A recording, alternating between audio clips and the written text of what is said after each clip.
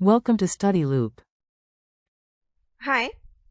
When water at the top of the water falls to the pool below, its gravitational potential energy gets converted to kinetic energy and other forms of energy. Initially, the water at the top of the waterfall has a high gravitational potential energy due to its position above the ground.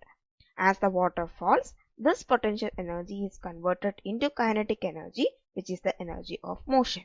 The water gains speed and its kinetic energy increases as it falls.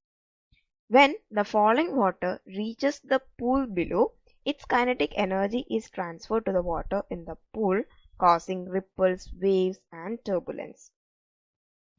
Some of the kinetic energy is also converted into sound energy,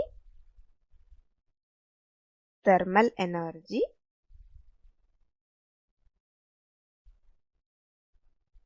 due to the friction between the water molecules. The gravitational potential energy that the water initially possesses is therefore not conserved but rather transformed into other forms of energy such as kinetic, sound, and thermal energy. This is an example of energy conservation,